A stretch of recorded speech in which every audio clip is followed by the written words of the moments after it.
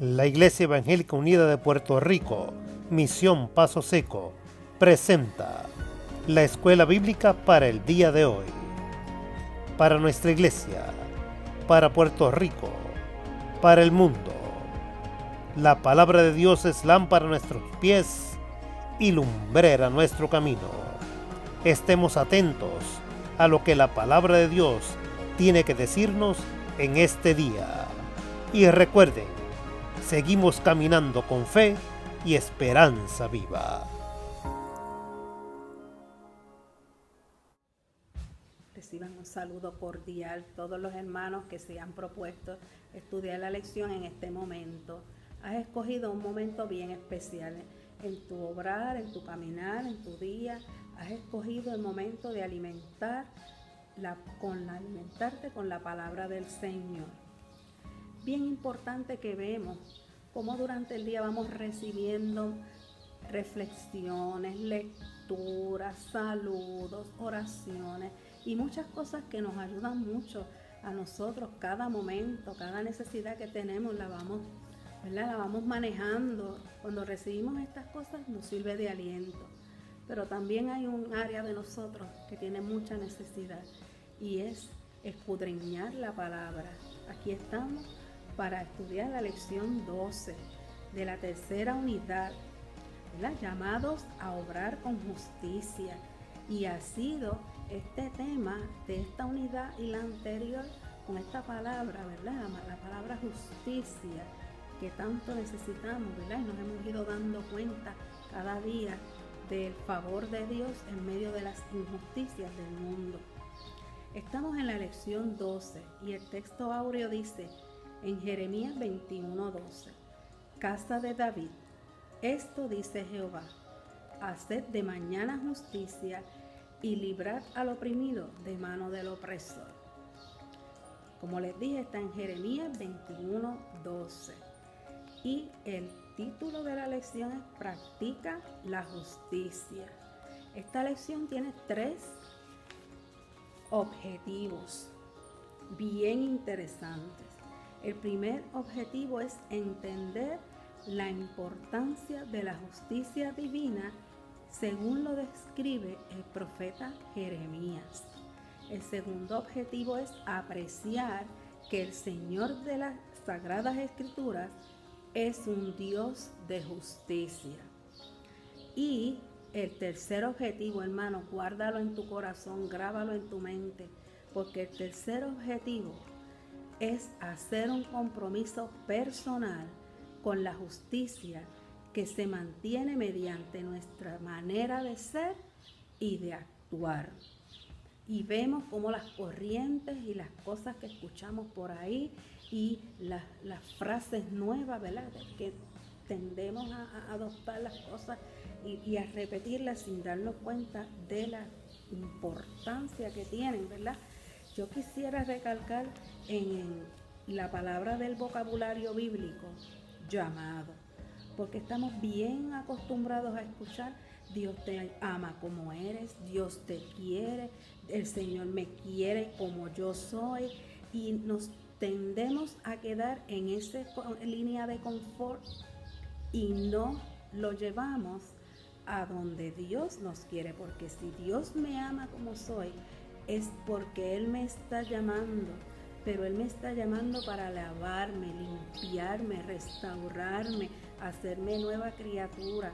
Yo no puedo seguir diciendo: Él me ama como soy, Él me ama como soy, porque Él me amó como yo era, pero en el momento que yo le entregué mi vida, Él tomó mi vida y yo le estoy dando el espacio, le estoy dando la oportunidad de que Él la transforme. Pero si me quedo en la línea de confort de que como cuando yo recibí el llamado yo era así y Él me amó así, entonces no estamos de acuerdo con la definición de llamado que aparece en nuestro leccionario. En la parte de vocabulario bíblico vemos en términos bíblicos la definición de llamado. Alude a una consagración especial para cumplir los propósitos de Dios. Es una invitación a la salvación. El llamado nos ofrece Dios a través de Jesucristo para formar parte de su familia. Es que Dios quiere que todos participemos de la salvación y el proceso de llamado que el Señor nos muestra a nosotros es un proceso de consagración especial para cumplir su propósito. Por eso, hermano, quizás no entendíamos muy bien, pero lo que les quería expresar es que no volvemos a ser la misma persona. Somos unas nuevas personas en Cristo y lo que quedó atrás, atrás quedó. Así que no podemos ampararnos. Quizá podemos entender ahora en lo que les quiero decir, de que no nos podemos amparar en que porque me llamo así me voy a quedar así. Bien, quisiéramos que buscáramos el libro de Jeremías, la lectura bíblica para la lección 12. Se encuentra en Jeremías capítulo 21, los versos del 8 al 11. Jeremías 21 del 8 al 14 lee como sigue. Anuncia también al pueblo que yo, el Señor, digo, les doy a escoger entre el camino de la vida y el camino de la muerte. El que se quede en esta ciudad morirá en la guerra, o de hambre o de peste.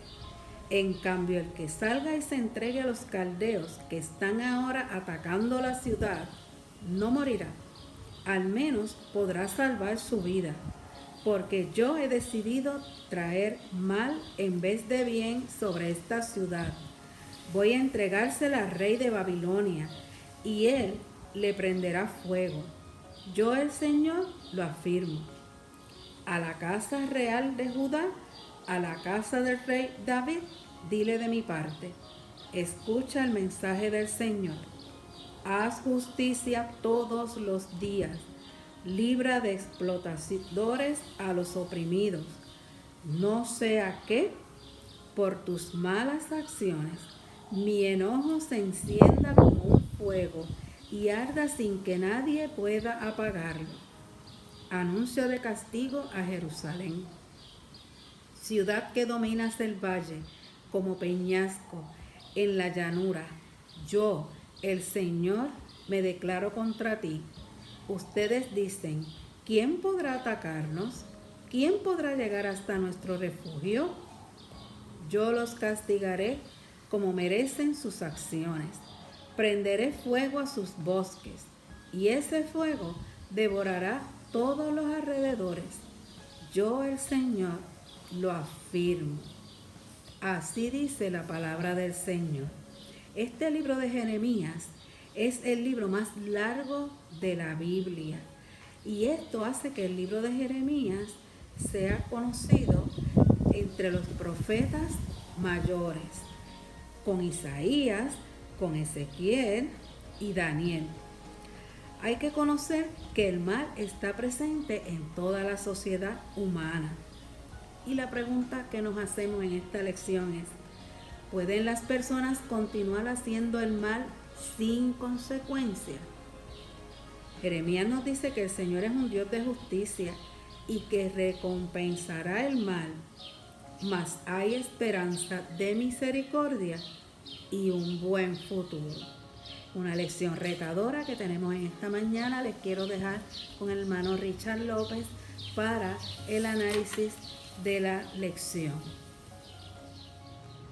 Apreciados hermanos y amigos, que el Cristo de la gloria bendiga vuestras almas. En este día estamos una vez más en la tarea de impartir la palabra de Dios a través de la lección que nos toca para el día de hoy, cuyo título es la justicia, dentro de la unidad la justicia y los profetas. El título de la lección es Practica la justicia. Es la lección 12 de nuestro leccionario, el discípulo, el leccionario que usamos en nuestra iglesia, la Iglesia Evangélica Unida de Puerto Rico, y que es editado y distribuido por la Iglesia Discípulos de Cristo en Puerto Rico. Así que en este día y esta gloriosa oportunidad que Dios nos concede, vamos una vez más a ir sobre la lección en el día de hoy, lección que ya nuestra hermana Sandra nos introdujo, nos leyó la lectura bíblica y que resulta ser, como todas las que hemos visto en los domingos anteriores, una lección sumamente interesante, retadora, profunda en sus palabras y sobre todo un mensaje pertinente para el día de hoy, para nosotros y para todo el mundo. Así que preparémonos para recibir de parte del Señor las palabras que a través de este estudio Dios nos va a hablar. Vamos a elevar al Señor una oración para comenzar en esta hora. Dios eterno, Padre de la gloria, te damos las gracias, Señor, porque nos permites en este día una vez más estudiar tu palabra, mirar sobre ella lo que tienes que hablarnos a cada uno. Y permítenos, Señor, que podamos entender, profundizar, atesorar y poner en práctica lo que en este día vamos a aprender. Todo sea para tu gloria y para tu honra, en el nombre de Jesús. Amén y amén. Como hemos dicho, el título de la lección de hoy es La justicia y los profetas. Y se encuentra en Jeremías capítulo 21, los versos del 8 hasta el 14. Y como muy bien introdujo nuestra hermana Sandra, la lección de hoy nos presenta un desafío al mostrar la gama completa del carácter de Dios. El leccionario en su introducción nos dice que vivimos en un mundo que a menudo niega o minimiza la realidad del pecado.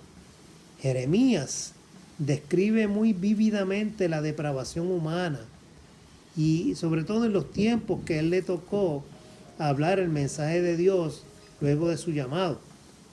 Dios nos creó para ser adoradores, pero intercambiamos la adoración del Dios verdadero por la adoración de ídolos sin valor. Esa fue una de las denuncias que los profetas continuamente hicieron contra el pueblo de Israel y que Jeremías no es la excepción. Está indicándole al pueblo que en lugar de adorar a Dios, en lugar de buscar al Dios verdadero, están ellos buscando dioses falsos, adorando dioses falsos y alejándose de lo que fue el pacto que Dios hizo con ellos. De hecho, dentro del vocabulario que la lección para el día de hoy nos incluye dos conceptos bien importantes. Uno es lo que acabo de mencionar, el pacto, y el otro es el llamado de Dios, que vamos a examinar más profundamente en la aplicación. En cuanto al pacto, nosotros tenemos que decir brevemente que es una relación donde dos personas se comprometen y llegan a un acuerdo para conducir o establecer un negocio, o simplemente llegan a un acuerdo para realizar una tarea o vivir o convivir de una o determinada manera.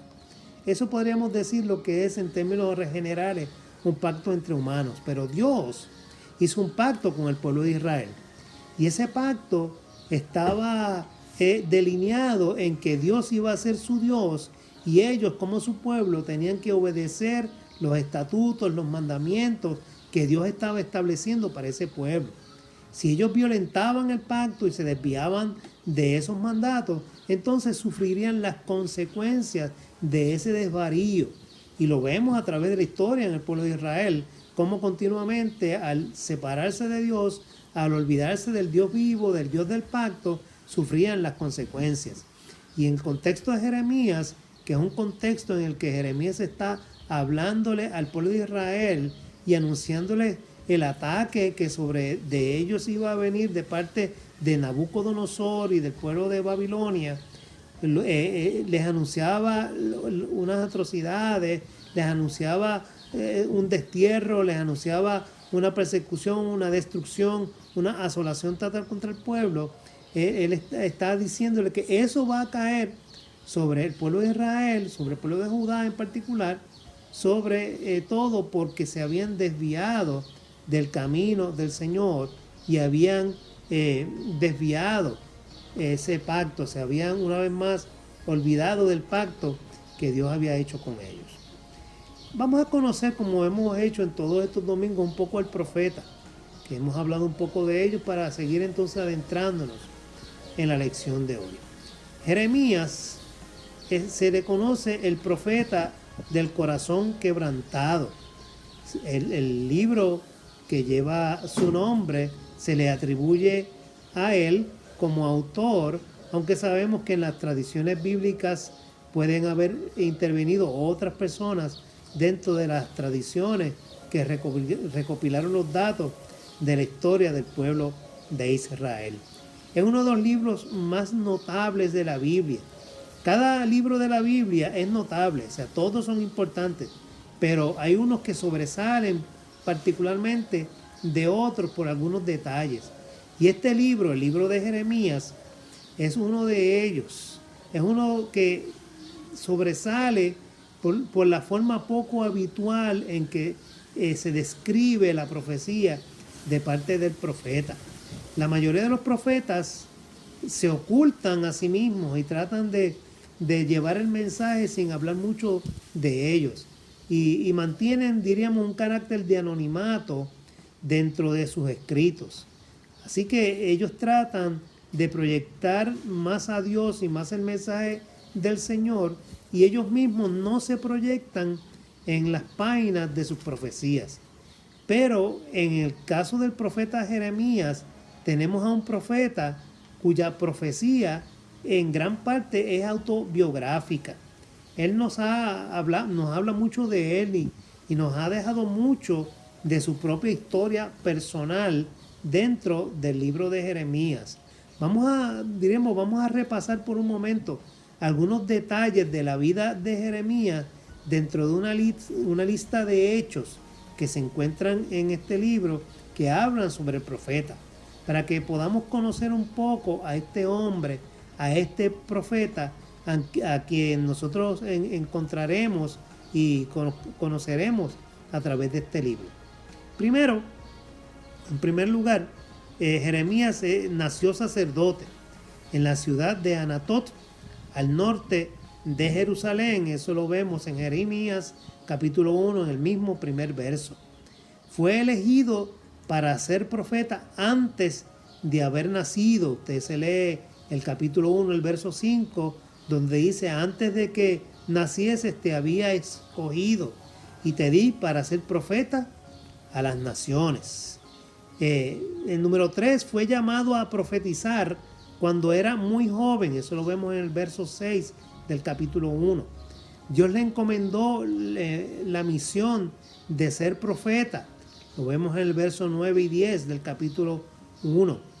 Él comenzó su ministerio durante el reinado del rey Josías y fue uno de los que expresó su dolor en el funeral de dicho rey. Eso lo podemos encontrar en Segunda de Crónicas, capítulo 35, en el verso 25. Se le prohibió casarse a causa de la época tan terrible en la que él vivió. Eso lo miramos ya en el capítulo 16 del libro de Jeremías, los versos del 1 al 4. Él nunca logró que alguien se convirtiese. Fue rechazado por su pueblo. Fue odiado, golpeado, colocado en el cepo. Fue puesto en la cárcel y acusado de ser traidor. Su mensaje, dice el capítulo 9, en el verso 1, podemos mirar que su mensaje quebrantó su propio corazón. Quiso renunciar a su cargo de profeta, pero Dios no se lo permitió. Lo vemos en el capítulo 20, el verso 9. Vio la destrucción de Jerusalén y el cautiverio en Babilonia. De hecho, el capitán de las fuerzas babilónicas le permitió permanecer en Jerusalén, le permitió permanecer en su tierra. Cuando el remanente que quedó allí, que no fue desterrado, quiso huir a Egipto, Jeremías profetizó en contra de ese deseo. Eso ya lo vemos en los capítulos 42, verso 15 hasta el 43, verso 3. Fue obligado a ir con el remanente a Egipto y murió allí. Según la tradición se dice que fue apedreado por los mismos israelitas que salieron de Jerusalén hacia Egipto. Así que aquí vemos algunos detalles de la vida de este hombre que están dentro del libro de Jeremías y que nos habla de él mismo. Así que solo con estos datos nosotros podemos comprobar que fue un hombre notable. Se le ha llamado y se le conoce también como el profeta llorón, pero no es un sentido despectivo ni es una crítica contra la persona, no, todo lo contrario, porque Jeremías pasó la mayor parte de su tiempo y de su vida derramando lágrimas. Dios eligió a este hombre que tenía un corazón maternal, una voz temblorosa, sus ojos llenos de lágrimas, para comunicar un mensaje muy fuerte, un mensaje severo de juicio. El mensaje resultó tan fuerte, tan penetrante, tan profundo, que él se compungió en su espíritu, él mismo sintió lo fuerte de ese mensaje, él mismo, su corazón quedó destruido y en muchas ocasiones lloró por lo que el pueblo iba a sufrir. Y a este hombre fue a quien Dios eligió, a este hombre de una voz temblorosa, de ojos llenos de lágrimas, que lloraba con facilidad. A ese Dios lo llama para comunicar un mensaje severo, un mensaje de juicio en contra de su pueblo. El mensaje que tuvo que proclamar quebrantó su propio corazón. Este hombre fue un gran siervo de Dios. Hablando sinceramente, yo creo que si usted y yo nos llamaran para que escogiéramos a una persona para llevar un mensaje tan fuerte y tan destructivo como el que Jeremías tuvo que hablar, a lo mejor nosotros nos hubiésemos buscado una persona de carácter recio, de carácter duro, de carácter inmisericordia. Pero sin embargo, Dios a quien llama a un hombre sensible, a una persona que en lugar de transmitir un mensaje duro, prefirió llamar a una persona que era un hombre de corazón tierno y de corazón compasivo. Este es Jeremías, del cual estamos hablando en esta mañana. Y vamos entonces a mirar el pasaje en este día de manera particular, Jeremías 21. Sigamos mirando esta lección que nos ha tocado hoy del libro que está en el libro del profeta Jeremías. Y vamos a mirar el pasaje del día de hoy que está en Jeremías capítulo 21, como allá nuestra hermana Sandra ya ha leído.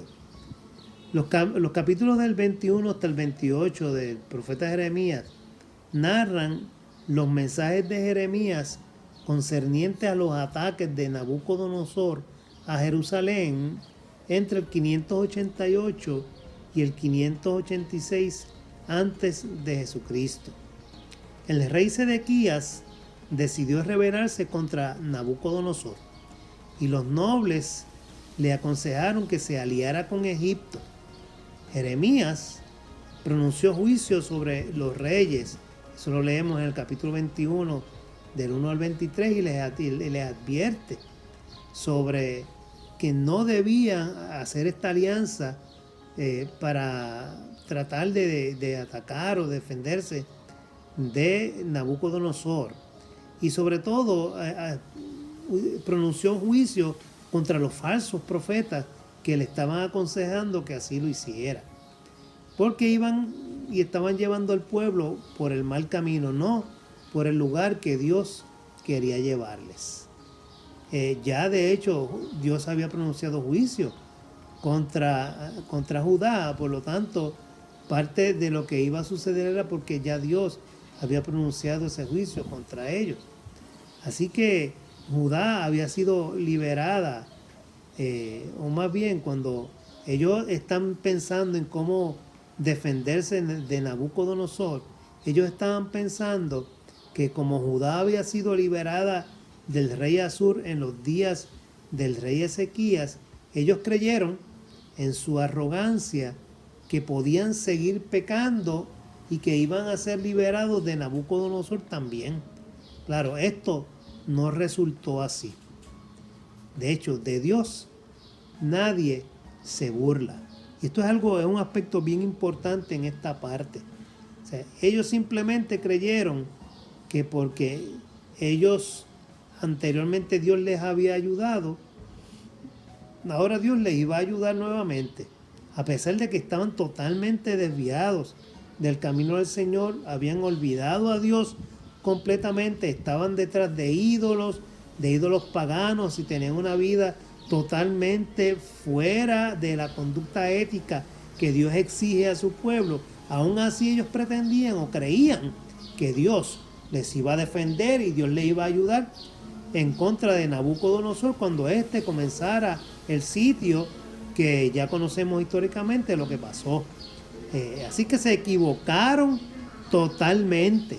Ellos pensaron de una manera, pero los planes y el designio de Dios eran totalmente distintos a los que la gente había pensado.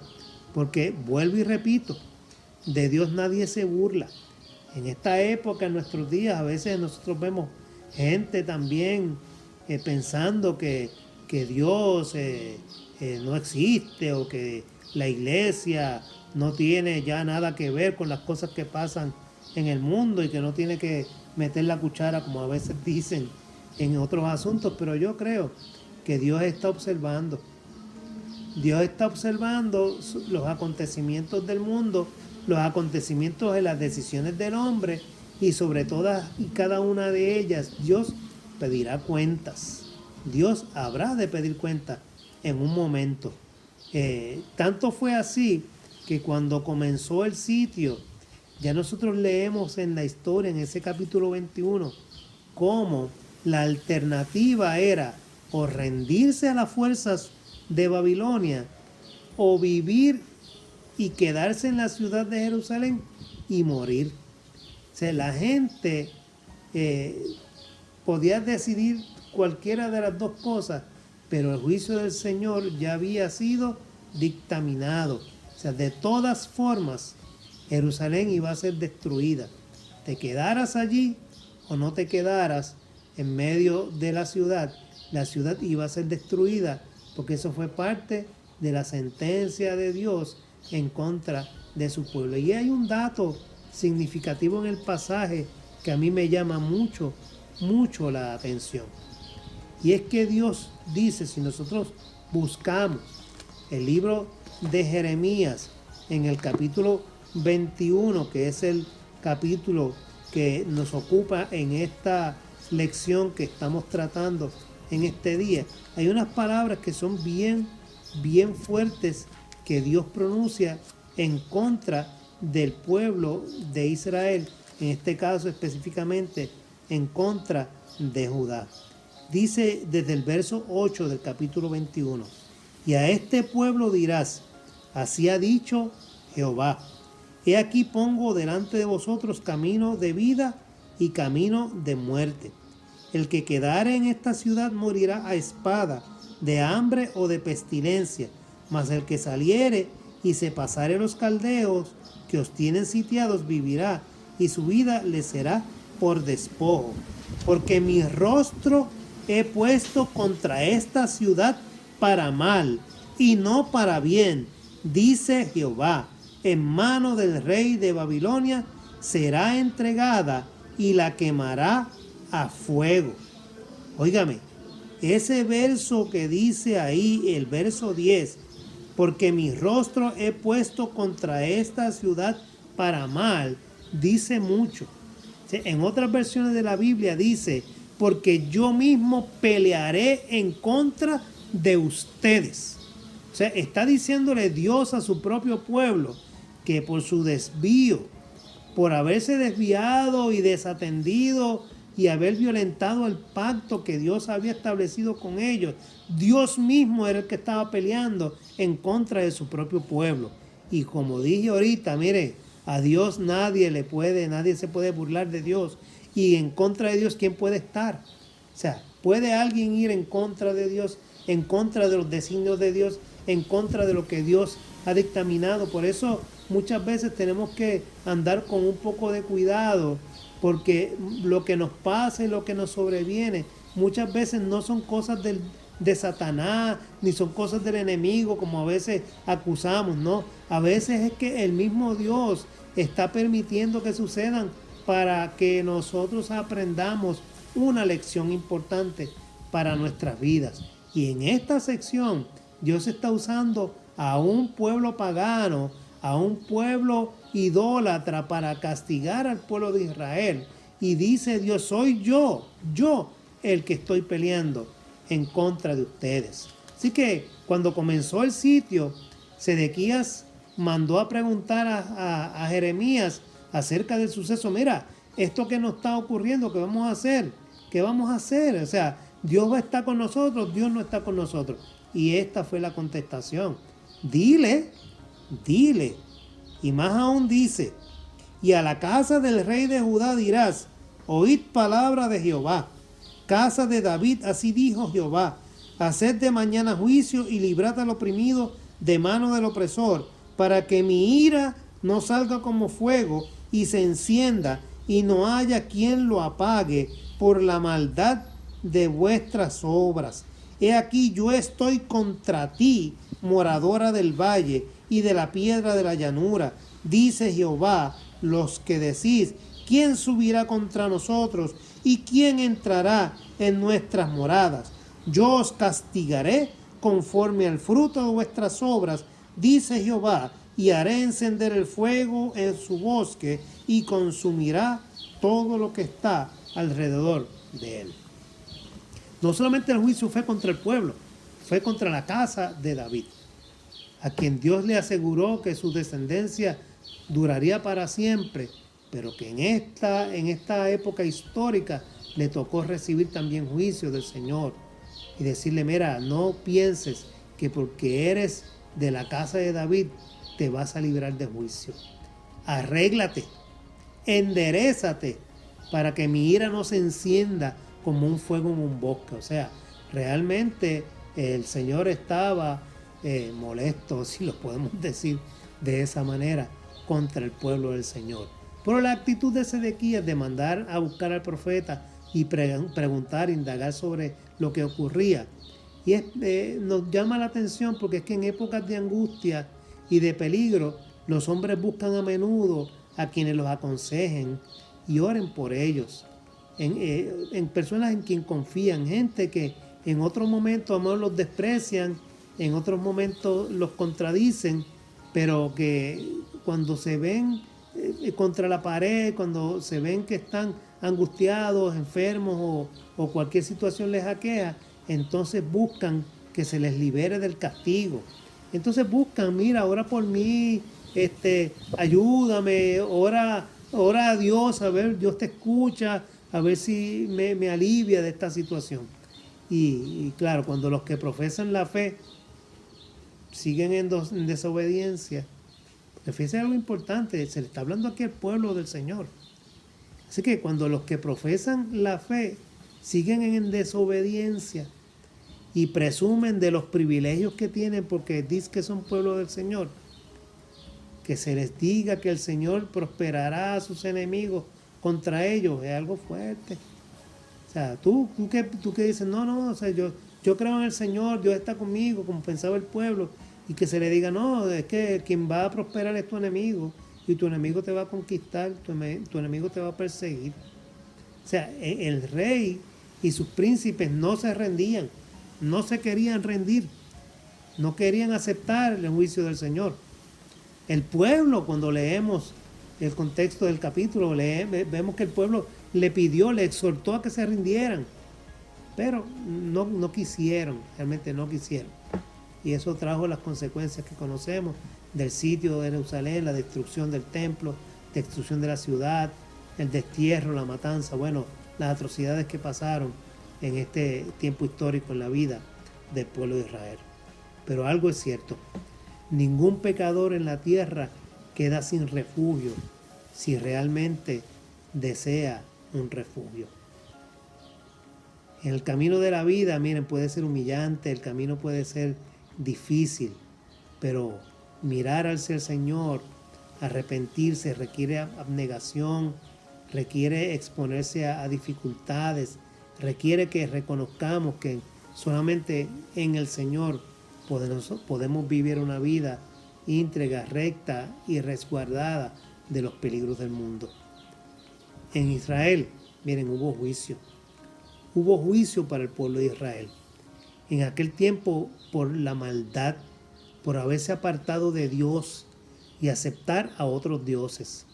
El resultado fue un gran exilio en Babilonia, la destrucción de Jerusalén, la destrucción del templo. Muchos murieron a causa del hambre, muchos murieron a causa de las batallas, muchos murieron tal vez en el camino hacia Babilonia. Otros huyeron a Egipto y nunca más volvieron a su tierra. O sea, esa fue la consecuencia de andar detrás de otros dioses, de haber apartado su vida de Dios. Muchas veces, hermanos, nosotros tenemos que preguntarnos hacia dónde va el país, hacia dónde va Puerto Rico, hacia dónde vamos con nuestro comportamiento y el país hacia dónde va. Yo sí sé que si seguimos apartados de Dios y desechando a Dios, lo que nos puede esperar es el mismo destino que sufrió el pueblo de Israel. Así que si mi pueblo se humillare, dice Primera de Crónicas, sobre el cual mi nombre es invocado, y orare, entonces si se arrepintieren de sus malos caminos, dice el Señor, yo iré desde los cielos, perdonaré su pecado y bendeciré su tierra. Ojalá sea así entre nosotros. Otro concepto que mencionamos al principio de la lección, que queríamos explorar en esta lección, era el concepto del llamado de Dios. Y con esto entramos a la aplicación y así cerramos la lección para este día. ¿Sí? Muchas veces nosotros nos preguntamos cuál es la voluntad de Dios para nuestra vida. ¿Qué es lo que Dios quiere para nuestra vida? ¿Existe realmente tal cosa como el llamado de Dios? ¿O es algo que se inventan los pastores y los líderes y lo hablan desde el púlpito como algo filosófico, algo abstracto, algo que no es realidad? ¿Existe o no existe el llamado de Dios? ¿Existe o no existe la voluntad de Dios? Pues miren, la voluntad de Dios en este día, en esta mañana te digo, que puede ser analizada desde dos perspectivas. Y esta mañana queremos dejarte con esto claro en la mente. Primero, nosotros tenemos que hablar de la voluntad general de Dios.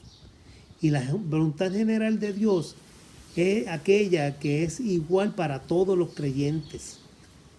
La podemos encontrar expresada directamente en la Biblia.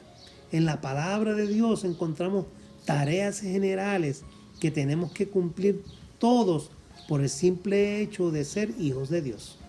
De ahí que el llamado de Hechos capítulo 1 y verso 8, que es el llamado, ¿verdad? El llamado universal del creyente, que es ir y predicar este evangelio a toda criatura, es un llamado que se nos hace a todos los creyentes. O sea, eso es parte de esa voluntad general de Dios para todos sus hijos. Ir y proclamar este mensaje a toda criatura. Así que dentro de esa voluntad de Dios, que es una voluntad general para todos, está la de ir y predicar. Y cuando nosotros vamos a la Escritura, vamos a ver muchas porciones bíblicas que se aplican a todo el pueblo de Dios. Entonces podemos decir que la misma Escritura nos habla de aquella voluntad general de Dios que nos aplica a todos y que todos tenemos que cumplir con esa responsabilidad. Por otro lado, tenemos que mencionar que también está la voluntad específica de Dios. Y esta es la segunda manera en que se manifiesta la voluntad de Dios, y es aquella que apunta a cosas individuales y personales para cada uno de los creyentes. No podemos encontrarla específicamente en la Biblia, como podríamos decir, como el llamado general que hemos mencionado, de ir y predicar. O sea, la forma en que Dios nos hace conocer ese llamado específico, esa voluntad específica, es por medio del Espíritu Santo. O sea, el Espíritu Santo habla a nuestro corazón, nos mueve y nos habla. Es el que nos mueve, nos hace entender qué propósito específico tiene el Señor para cada uno de nosotros como miembros del cuerpo de Cristo. Así que Él es el que nos ayuda a descubrir cuáles son nuestros dones, cuáles son nuestros talentos, y nos marca el camino sobre el cual podemos ir usándolos. O sea, una de las cosas que yo siempre menciono en nuestra vida para identificar cuál es el llamado que Dios tiene para nosotros es mirar aquello que sabemos hacer bien, lo hacemos bien, sentimos alegría y gozo en el corazón cuando lo podemos hacer y sentimos que somos bendición a aquellos que lo reciben. O sea, la gente se siente motivada, las personas se sienten llamadas a sí mismas por Dios, la gente se siente como que Dios les ha hablado y su espíritu a su vez se siente de una manera particular bien llamados a cumplir con esa tarea bien particular del Señor. Y es ahí donde yo veo también cómo la voluntad específica de Dios se da en la vida de cada uno de nosotros. Así que queríamos dejar esto como algo importante antes de seguir adelante, y es importante que aclaráramos estos dos aspectos sobre la voluntad de Dios, porque una va de la mano de la otra. O sea, no puedes venir y decir, ¿verdad? Individualmente, el Espíritu Santo me habló y sentí eso de Dios, y que de momento nadie reconozca eso. O sea, hay algo interesante en todo esto, y queremos seguir hablando sobre lo que es la voluntad específica del Señor, y vamos a seguir ampliando un poco eso sobre la voluntad específica del Señor. Así que sigamos atentos a este mensaje. Acabamos de mencionar el hecho de que para nosotros es algo importante no poder decir, mira, Dios me habló, el Espíritu Santo me habló, y que ese llamado te lleve a hacerle daño a alguien, a hacerle daño a una persona, porque evidentemente ese llamado se opondría a la voluntad general de Dios, que como vimos se manifiesta en su palabra.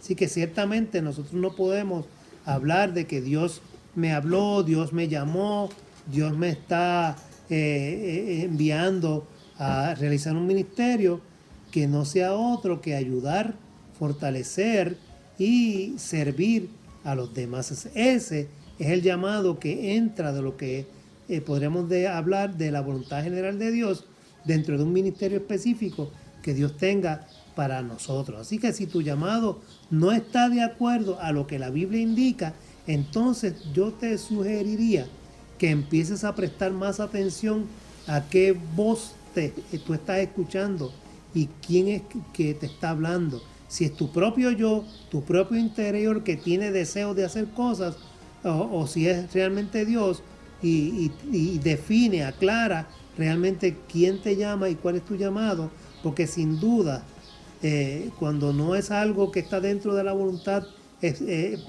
general del Señor y lo que dice su palabra, pues miren, no creo que sea la voz del Espíritu Santo la que te esté hablando. Así que es importante que aclaremos ese llamado que podamos tener cada uno de nosotros. Y para que puedas conocer tu llamado y entender cuál es el propósito de Dios para tu vida, es fundamental que tengas una comunión constante con Él, para que el Espíritu Santo crezca en tu interior y así pueda mostrártelo a tu vida. Vamos a tocar una serie de puntos que son importantes para cumplir con el propósito que Dios tiene para nosotros, y de esa manera vamos conociendo cuál es nuestro llamado. Primero, para conocer tu llamado, para poder cumplir con la voluntad específica de Dios en tu vida, es fundamental que puedas conocerla y tenerla bien clara, como hemos dicho. Esto es importantísimo. Pablo lo tenía muy claro dentro de su ministerio. No sé cuántas veces anuncia cuál es su llamado a lo largo de la Biblia. No podemos decirte ahora el número específico de veces que Pablo dijo cuál era su llamado, pero sí te aseguro que fueron muchas las veces, y solamente basta con revisar los saludos de cada una de sus cartas para darnos cuenta de que él tenía bien claro a qué Dios lo había llamado.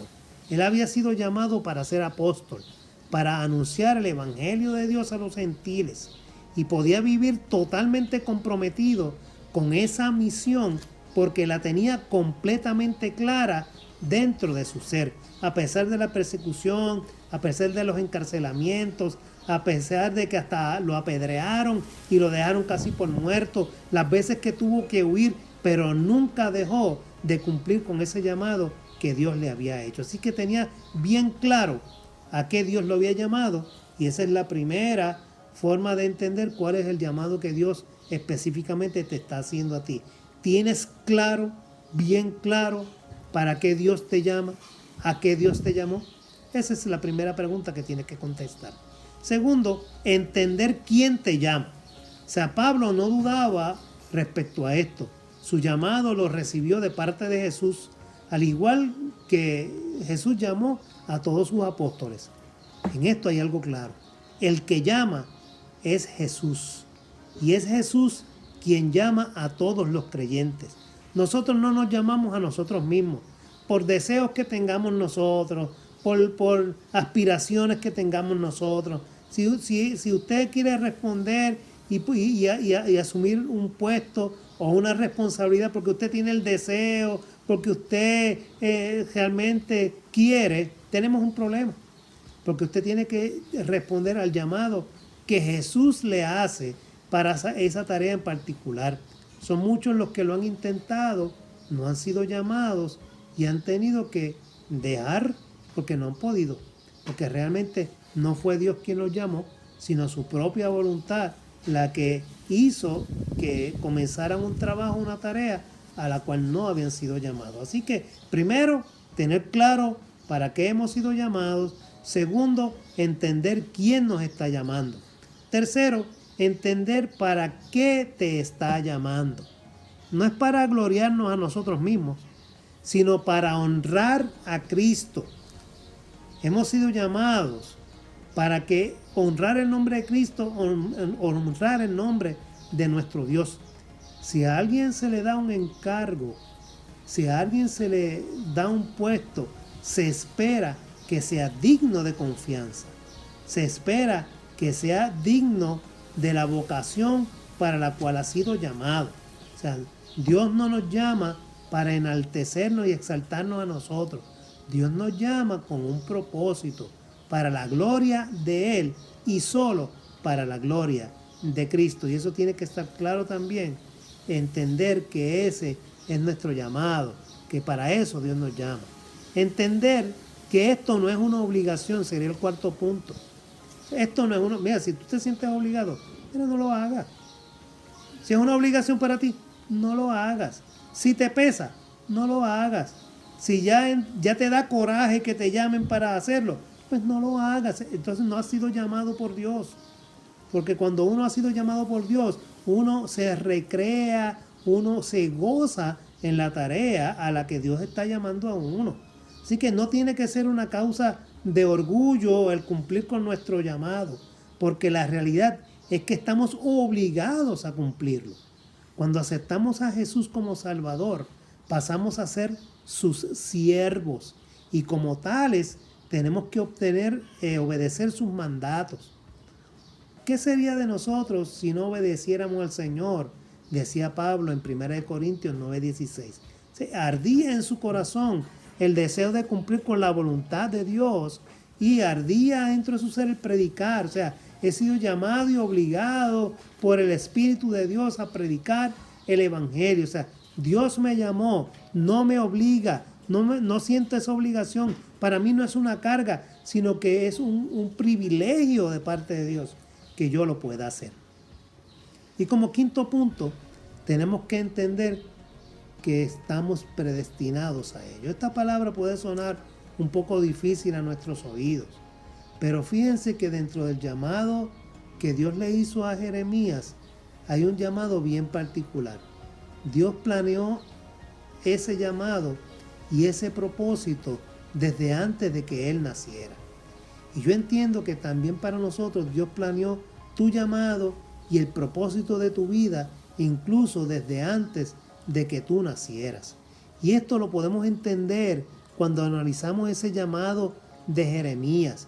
Jeremías capítulo 1, el verso 5 dice: antes de formarte en el vientre, ya te había elegido. Antes de que nacieras, ya te había apartado. Te había nombrado profeta para las naciones.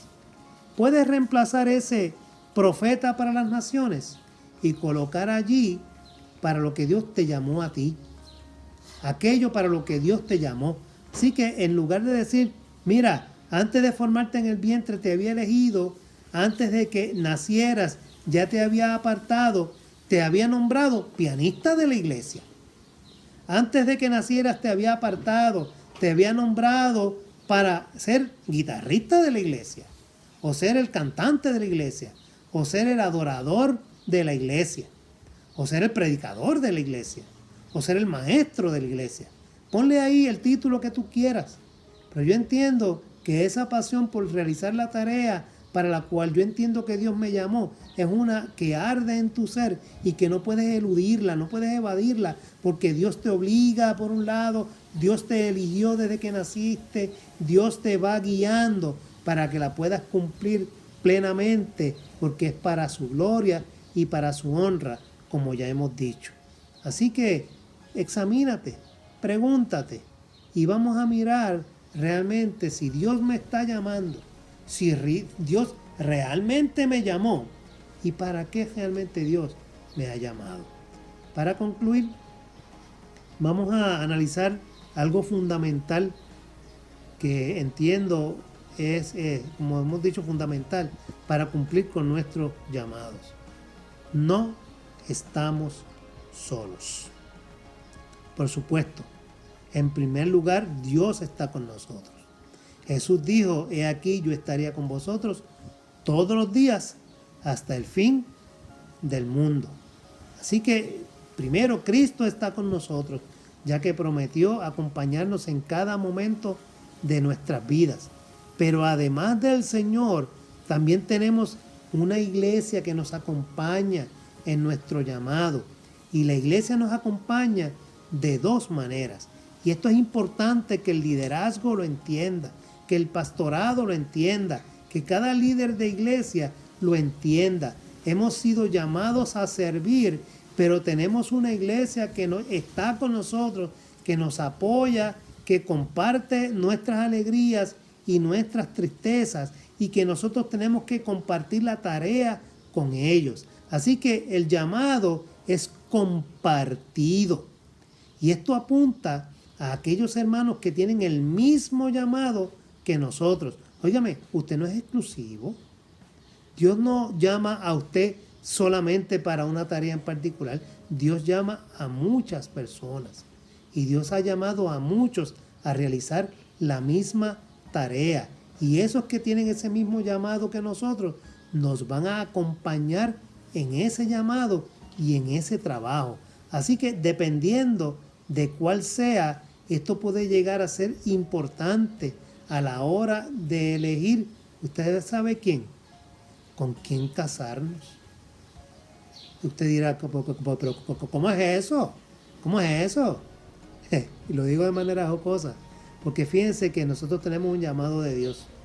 Y una de las cosas importantes cuando nosotros vamos a elegir tal vez nuestra pareja, es mirar si esa persona tiene el mismo llamado que Dios me hizo a mí, lo tiene él. Hay unas personas que son muy cercanas a mí y tengo que mencionarlas, por supuesto. En el caso, si son músicos, pues mire, usted mira como a veces algunas parejas, ambos cantan, ambos tocan un instrumento y cuando vienen al matrimonio se complementan y forman un ministerio ellos solos como familia. Y usted dice, wow, ese llamado de Dios se cumple en mi familia. Y yo afirmo lo que dice Josué cuando le hablaba a las tribus de Israel luego de la conquista, cuando se levanta con voz fuerte y decidida y dice, miren ustedes a quién van a servir, pero yo y mi casa serviremos al Señor. Y eso es algo que en mi vida yo lo he experimentado y en mi propia familia, y podemos dar testimonio de eso. Así que aún ese llamado específico de Dios para nosotros, tenemos que mirarlo hasta en nuestra propia pareja, a ver cuál es el llamado que Dios tiene para él o para ella. Si volvemos al ejemplo de apóstol Pablo, él encontró compañeros de ministerio como Bernabé, Silas, Apolos y otros. Todos ellos compartían el mismo propósito de parte de Dios y por eso se dedicaron a apoyarse unos a otros. Ese es el llamado compartido. Ahora, hay otro llamado en la iglesia que es el llamado colaborativo. Y ese llamado colaborativo tiene que ver cuando otros hermanos no tienen nuestro mismo llamado, pero aún así se disponen a ayudarnos y nos quieren ayudar. Esta era la finalidad con la que Pablo le escribía a los romanos. Él iba a necesitar provisiones para su viaje a España y por eso les escribe solicitándoles que lo acompañen en su llamado, en este caso con ayuda material. O sea, por un lado están los que tienen el mismo llamado, las mismas destrezas, los mismos talentos que colaboran con nosotros realizando la misma tarea, y por otro lado están ese llamado colaborador que aunque no tiene el llamado y el talento que Dios nos ha dado a nosotros, sí tiene otros que apoyan nuestro ministerio. Así que no somos lobos solitarios. O sea, Dios no llama y no podemos ser lobos solitarios, líderes solitarios. Tenemos una iglesia alrededor nuestro que está ahí para apoyarnos, para orar por nosotros, que trabajar con nosotros. Y nuestras iglesias están llenas de talentos. Talentos en la adoración, la música, talentos en la escuela, talentos como maestros, talentos como predicadores. O sea, los tenemos. Así que al líder le corresponde utilizarlos bien. No sentir celos. No sentir que le van a quitar el puesto o que están ahí porque quieren quitarlos a ellos para ellos ponerse. No. Tenemos un problema. El líder que ve a otros líderes de esa manera tiene un problema. Porque realmente no ha identificado que el llamado colaborativo de Dios está alrededor de todos los que componen la iglesia. Así que en la iglesia el buen líder lo que hace es que colabora, identifica y utiliza adecuadamente los recursos que tiene para el crecimiento de la obra y para el engrandecimiento del reino de Cristo. Porque en primera y última instancia hemos sido llamados para el reino, no para nosotros. No para nuestra iglesia local, sino para la iglesia de Cristo, que ha sido llamada en Cristo Jesús para anunciar las verdades de aquel que nos llamó y nos sacó de las tinieblas a su luz admirable. A eso hemos sido llamados. Jeremías nos reta muchas cosas en esta mañana. Podríamos seguir hablando. Y se enciende la llama del Espíritu en nosotros cuando hablando de estos temas. Pero son temas que podemos seguir agotando en otro momento. A ustedes en el día de hoy les dejo con estas inquietudes que el Señor ha puesto en nuestro corazón. Así que aprendamos primero a escuchar la voz de Dios, que a veces es voz de juicio, cuando nos hemos apartado y hemos abandonado el pacto que Dios hizo con nosotros, como Israel lo abandonó. Es importante que ese pacto lo continuemos y que hoy ese pacto está bajo la gracia y la sangre que Cristo derramó por nosotros, y seamos fieles a ese pacto. Y segundo, podamos responder al llamado tal y como lo hizo Jeremías, no excusándose, soy muy niño. Jeremías dijo, soy muy niño, no sé hablar. Y el Señor le dijo, papá, y lo digo en puertorriqueño, eso no es excusa, porque a donde quiera que te mande, irás tú, y tú hablarás todo lo que yo te diga. Así que en este día, de esa misma manera, que aprendamos a reconocer el llamado que Dios nos ha hecho para ir a donde Dios nos envíe y hablemos lo que Dios nos diga. Que el Señor te bendiga y te guarde en este día. A Él sea la gloria y la honra por todos los siglos. Amén y amén. Como resumen para esta lección, impresionante la lección, ¿verdad? Nos llega a lo más profundo de nuestro entendimiento y tiene dos puntos bien importantes. El primero, que Dios juzgará a cada persona por sus obras. sobre todo cuando nos apartamos de la verdad y adoramos otros dioses. Y el punto número 2, como nuestro Padre Celestial, Dios es paciente con nosotros. Si conocemos a Dios de verdad, buscaremos hacer siempre justicia a favor de otros, no solamente al presentar el camino de la vida, sino demostrando el amor y la compasión de Dios a los demás. Esos son los frutos, hermano, los frutos que nosotros debemos dar luego que le hemos dicho al Señor que sí, que estamos dispuestos, que hemos abierto nuestro corazón y le pedimos que Él anide en nosotros. Él quiere ver los frutos. Terminemos con una palabra de oración. Vamos a hacer esta oración nuestra y vamos a repetir los que tengan el diccionario. Y con esto damos por terminada la lección número 12, practica la justicia.